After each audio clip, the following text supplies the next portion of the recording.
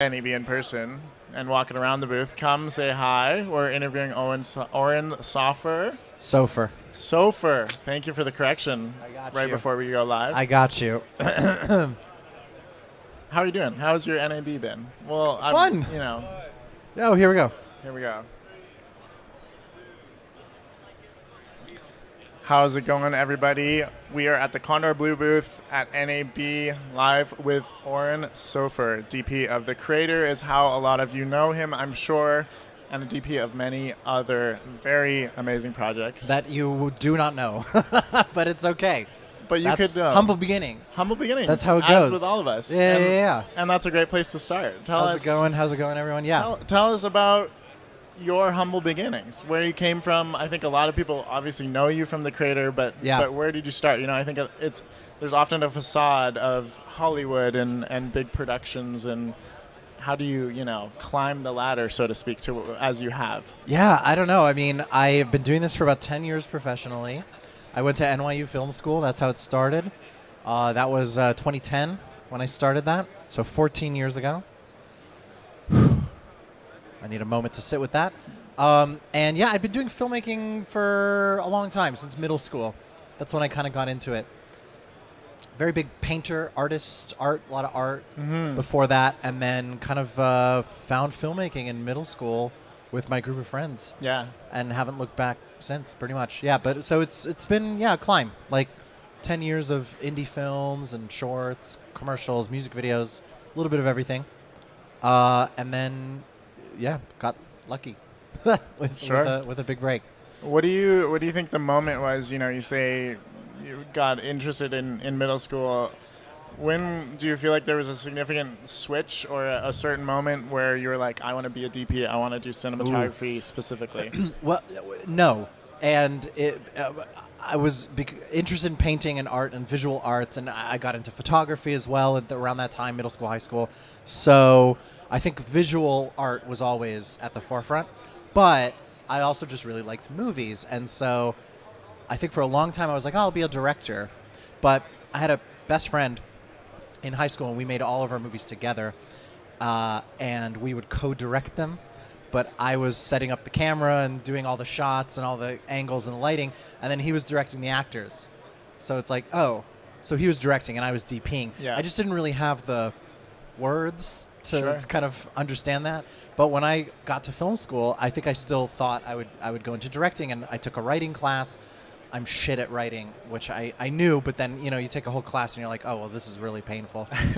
Maybe I should just focus on the cinematography thing. So I did, and I really do. I do prefer it. I do like it. Directing's hard. Too hard. Yeah. Not for me. Too much politics, too much stuff. Yeah. You got to deal with that isn't filmmaking. Sure. Yeah. What do you look for in a director when you are approached about collaborating on a project, whether it's a commercial or a longer form thing? What are some key call-outs or key red flags or green flags, like I want to work with this person? Well, it's really just having a vision. I know that sounds so corny and everybody says that, but that's really what it is. It's just having a vision, knowing what you want, knowing what you like, talking in specifics. Those are usually the things. When people start being all wishy-washy, I'm like, there's no specificity there. That's a red flag. Mm-hmm. Yeah. Yeah. Do you have any pieces of advice for DPs that are navigating their careers, climbing the ladder slowly as they navigate working with new directors, of things they should look for, and how you also learn what you as a DP, like in terms of working with different people? I think, at the end of the day, people have different personalities, right? And this is an industry of relationships. And so the first and foremost thing is, you want to find your people. There are really great, talented directors out there, many of whom I've met, who, I don't think I would get along with on a shoot. And that doesn't say anything negative about their personality or my personality or anything.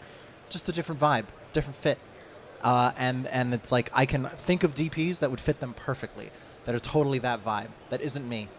And I gravitate towards certain directors and a certain type of person.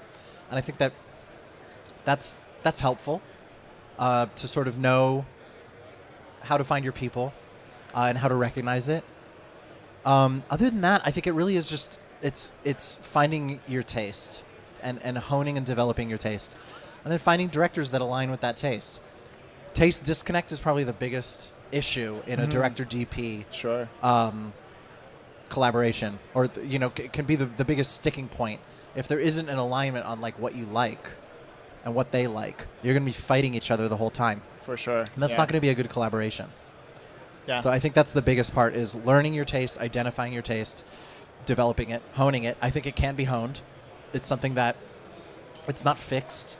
And yeah, you have to find it. You have to find it through your own work. You have to find it through exposure to other art forms, watching films, looking at paintings. For sure. Yeah. What do you think that was for you in particular with The Creator, that being, what a lot of people know you from, obviously, in terms of your introduction and relationship with Gareth Edwards, the director of the movie, and also Greg, who brought you into the movie, and that being sort of a quick timeline from what I've heard from you. If you want to provide a little context on that, and also go into that as far as like when you are forced to build that relationship quickly and then just dive right in on this, the biggest thing you had done in your career at the time, right? Yeah. What is that like, and how do you approach that differently? Well, I mean, there wasn't really time to think about how to approach it. I just had to go with it. Sure. But what I relied on was I've known Greg for many years, and I know his work. So I trust him. I trust because I know his personality and I know his taste. I already knew that stuff, and I knew that it aligned with me. So I made an educated guess, having only hopped on one Zoom call with Gareth before hopping on the project, that we would get along, because if he and Greg have a similar taste and similar personalities, it'll probably work out for me. Sure, yeah. And it did. So it was a bit of a gamble, but I took an educated guess that it's like, if Greg is on board and is endorsing this and thinks this would be a good fit, I trust that. And yeah, trust goes a long way. It's a big part of that relationship building is matching personalities, matching taste, but what that leads to is trust. And trust is really big, really important, I think, especially in the DP-director relationship, because the goal would be, hopefully, is you want to end up on the same page, to the point where you don't even need to like overly communicate with each other even. You want to be able to just know what the director wants. Yeah. And understand that vision, understand that taste, without having to constantly communicate about it. And you want them to be able to trust you to that whatever you're doing will align, so that when they glance over at the monitor after they've been busy with a million other things, and they glance over and say, oh, I like that. And building that relationship, I think, is kind of the most important thing. But some of it is just an intangible, like, human relationship thing. Sure. That you can't force, you can't build. It's just natural. Yeah. Yeah. You got lucky that it worked out. Yeah, I mean, yeah, absolutely. But Yeah. I mean, it is also, as you said, the human relationship is so important. So there is some luck aspect, but it's also you as a person, right? And how you interact outside of filmmaking entirely, but with other people as a human, you know? And I think, I don't know, I mean, it's an interesting question. Like, some people will say, oh, they build a certain persona, or they present themselves or carry themselves a certain way. Like, what do you present from yourself to the world, social media, in person, whatever it is. But I think for a long time, especially more recently, like, I've really been a big believer in, you just got to be yourself. You just got to be yourself, be honest about yourself, your interests. There's no point trying to pretend you're somebody you're not, hiding things that, you think might be embarrassing. It's like I love Legos. Yeah. I'm very open about that. I want to work with directors who like Legos. You know what I mean? I love that. That's just one example. Sure. But it's like, that's why I think it's good to be open about it. Yeah. Because it's like, I want to find other nerds. Yeah. To work with, because that's who I get along with. Sure. I don't want to pretend I'm a cool kid, because I'm not. Yeah. So and most people would read through that, right? Like. Oh, 100%. Yeah. You can totally tell when someone's being fake. Sure. Yeah. So I'm just like, it's just too exhausting to even try. Yeah. Do you feel like the parallels of the director-DP relationship also carry down to your relationship with your gaffer, with your key grip, with your ACs? How is that the same, and how not is as that much. different? Not as much. Okay. I think that at the end of the day, there's a bit of a different dynamic with your crew, where your crew, I mean, it certainly helps to have positive, like friendly relationships with your crew, but I don't think it's a necessity. In fact, in some instances, it can get in the way. Sure. And I think that's something I've changed. I've evolved on over time a little bit. Like with the director, you really are in the trenches. Like you are right there. You are the right-hand person. You have to be there with them the whole way through. You have to be their shrink and their best friend and everything. You do not need to be your gaffer's shrink or best friend. And your gaffer does not need to be your shrink or best friend. Sure. Like, that's what the director's for.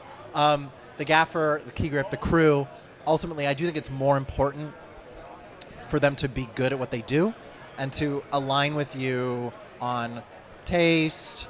I mean, taste is a big one. On principles, like work ethic, speed, priorities, and also just their overall personality. Like, are you a pleasant person to work with? I think that's the most important.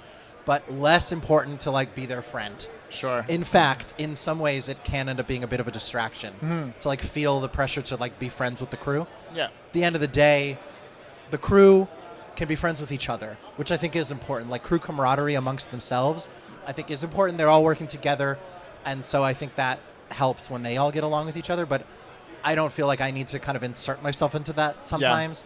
Yeah. Actually, a lot of times, because I'd rather keep myself available to focus on other things.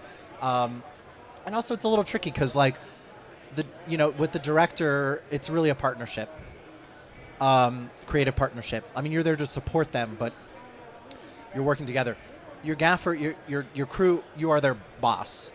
So it's a different dynamic. Sure, yeah. It's just a bit of a different dynamic. It's almost more efficient to not be friends if you're, like, telling them to do certain things or whatever. And that's not to say be mean or be an asshole or be antisocial, but I think there is a little bit more of distance there. Sure. I don't prioritize it as much as director. I would rather have the most experienced, best for the job gaffer that I'm not friends with than, just hiring a friend and they're fine. That's super fair. Yeah.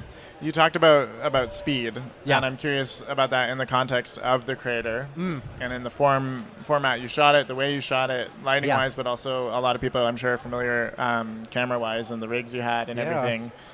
Talk to me about approaching a project of that scale, but in comparison to some of the commercial stuff or short films you might have done previous, a lot smaller scale in terms of the gear and the lights, et cetera. Yeah, well, I mean, speed was the key thing there, and speed, it was not speed for the sake of speed. There's a very specific reason behind it, and the reason is, if you've flown halfway around the world to a beautiful location, and you have A-list actors, and they're in costume, and they are sweaty, and they are, they're in this beautiful set-dressed place. Production design has busted their ass to make this place look good. They're looking good. They're in the zone. They're in the moment. We have the camera. We have everything there. The more time you spend not shooting just feels horrible. You're like, we've come all this way. We're like at the top of a mountain. It's stunning. It's a crime not to be rolling on as much of this as possible. Sure, yeah. To get performance, to get the material for the film, for the director, for the editor to work with. And so I hate that feeling. And so does Gareth. So that worked well. But I just I hate feeling like, why aren't we shooting? And I didn't feel that way just on this project. I feel that way in general. But on this project, it was a big part of it. It was like, we should be shooting. Yeah. We should be taking advantage of being here and coming all this way. So all the decisions, the gear, the footprint, it was all speed. It was like, how can we set up things as quick as possible? How can we go from one shot to another without spending half an hour to set up the crane, set up this, set up that? Like, we want to be able to go boom, boom, boom, boom, shoot things, bang them out, not get too precious with the lighting, not get too precious with the grip gear, have the lightweight camera, the small footprint. All of it was in service of that. Sure, yeah. Do you feel our like camera with Kondor Blue accessories, by the way? Yeah. Can we talk a little bit about the specific camera rig? I know of course. A lot of people, I'm sure, know the FX3 was the core of the build. But yes. Talk about some of the other stuff you used and Gareth operating, how that experience was. Yeah, well, so the core of the rig was the FX3 on a Ronin RS2. Now, just over there's the DJI booth. Now they have a Ronin RS4. crazy how things change so quickly. And it looks really cool. I bet that would have been a really great tool for us. But I guess the point of that is that the specific tools that we used were specific for 2021, 2022 when we made the film. Nowadays, there's all this other really cool stuff. The rig from the Ronin and the camera was a custom build that was hodgepodge Frankenstein from more DJI accessories. Kondor Blue stuff was in there. There was some wooden camera stuff in there. It's like a mix of a bunch of different things, and every accessory was all about like what's the most lightweight and most kind of malleable and efficient version of this. Like we need these connector pieces. Okay, we use the Kondor Blue, the quick release ones. They're really handy. What's the lightest weight little arm piece for like a handle extender? I don't even remember what they were. Honestly, we did a bad job of documenting the rig. Sure. So I don't know exactly what's in there. I know for a fact that there are parts in there that, for a while, we wanted to make a second rig. We just have as a backup. Sure. Yeah. Yeah. We couldn't do it. Like we built the first rig, and then we were looking itemized, like item through, like wait, what is this piece? And then you look it up, and it's like, oh, this got discontinued in 2015. This was just some piece that Gareth had, right, that he brought in a box that we built the rig with, and it's like you can't get that piece anymore. Gareth's box of toys. Gareth is a big gear person. He like buys a lot of stuff, Okay. and he had a lot. Like he sort of had a prototype of the rig. Very cool. Before we he even was filmed. very hands-on. He's a very That's fun. tinkerer. He's a tinkerer. Can I ask, as a filter person? Yeah. A guy who makes filters. Yeah. With element filters. Yeah. What did you use there? Were 4x5s too big? Were you using screens? Yeah, like 4x5s. Yeah. We didn't have a map box. So I don't think any of the three of us involved in the project are big diffusion filter people. It's personal taste. But we did need an ND. So we had a variable ND. We had a variable, an Earth brand photo. There you go. Stills, a variable ND that screwed into the front of the lens. We put a little tilt, a nucleus, some nano on it, so we could control it remotely as if it was an iris, but it was just an ND. Do some interior to exterior shots. Yeah, a lot of that. ND Even just within an interior. Yeah, like panning from this window to not the window. That's a two-stop difference, and we just doing a lot of that, but also just setting exposure. That was really one of, I had a lot of things on my plate. One of them was like you mentioned, Gareth was operating the camera. So I was free to do other things, like focus on the lighting, but also I was adjusting the ND. So I was setting exposure on every shot. You yourself were pulling I had on the handset, yeah. I love how hands-on that is. Gotta do what you gotta do. Do you miss that now in the commercials you're doing now and the jobs you're going to do in the future? Do you think you'll miss that run and gun nature of it and the skeleton crew? Well, certainly. I love the speed of it. The thing is, on commercials, especially, the pace is not even set by the crew. There's so many other. Mainly client and approvals and this and that. Like, it's a different rhythm. It's a different cadence. It's not like shooting a narrative. So there's other things that factor into it. But of course, yeah. Yeah, I guess that's the answer. Is like, it's different projects have different needs, different paces, different whatevers. So I don't necessarily miss it, but I really enjoyed it. Like I would do it again. Yeah. If it was appropriate, if it was the right thing. So we'll see. Yeah. Hopefully something else comes up that's like Very that. Cool. Speaking of coming up, can you tease what's next for Oren Soffer? I wish there was something to tease. Yeah. Looking for the next film. It's out there somewhere. I'm sure it'll come. Yeah. After all your excellent success, the creator looks amazing. Thank you. Visually stunning. Yeah. Do you have any last pieces of advice you want to share with people? Words of wisdom, things that you know, 10 years ago, Oren would have wanted to know. I think well, two things. Yeah, actually, yes. The 10 years ago, Oren thing, I have a specific answer to. But so I guess there's two things. One is, this is the one piece of advice I always give people is like, if you're a cinematographer, you should be engaging with light and composition all the time. And the way that manifests to me is like, we all have, what's deep in my pocket, we all have like really good cameras on our person all day, everywhere we go all the time. Absolutely. And so like, I think, if you're a DP, Like, you should just be observing light and taking pictures all the time, and make a habit of, if that doesn't come naturally to you, like, to me it comes naturally. Like, I'll walk around wherever and just stop and take pictures all the time. Some people it doesn't come naturally, but if it doesn't, then force yourself. Like, say, okay, for the next month, I'm going to take 10 iPhone photos a day, just in my day-to-day. Find interesting compositions, interesting geometry, interesting intersections of light and shadow, like dappled light on the ground. You go to a restaurant, you go to a cafe, you go to wherever, the street, you in your own apartment, like wherever. There's beauty and interesting things all over the place. You just have to observe. Sure. And so doing that is a training yourself to observe, and I think that's really important. So that's like a practical, tangible piece of advice, and I tell that to anybody. I'm like, oh, you're going on a trip?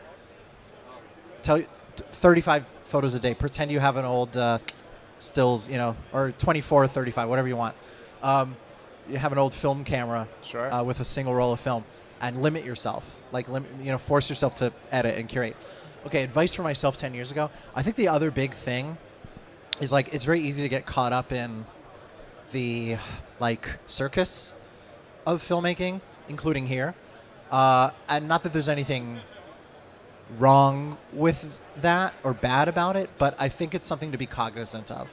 To, like, not get too caught up in the gear, not get too caught up in, more importantly, like, social media, what other DPs are doing, what other people are doing, and really just focus on yourself and focus on your own work, your own training, your own technique, your own taste. Absolutely. And that's more important than any of all that other stuff is distraction.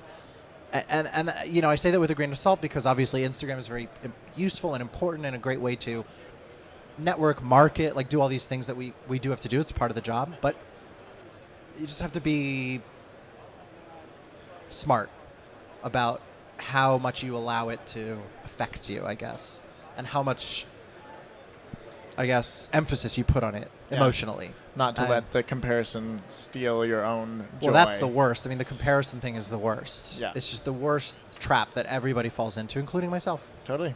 We're all guilty of it. And we shouldn't. We should stop. Yeah. We shouldn't be guilty about it. We should learn from it. Sure. That's a good philosophy. I love it. Amazing. Well, thank you so much for taking the time to come visit us, come chat. Oh, my pleasure. Thanks to everybody. Yeah. Thank you. Of course. This was fun. I love this. This is hypnotic. The hypnotic marble orbit. The orbit. It's orbiting really cool. Around. Super cool. Us the orbiting rig. Yeah. I love it. And if you haven't come to check out Kondor Blue. Yeah, if you're at NAB, check out the Kondor Blue booth. Yep. Come check out the filters. Come check out the filters. We got new stuff, and we'll see you next time. Thanks. Thanks again, Oren. Appreciate it.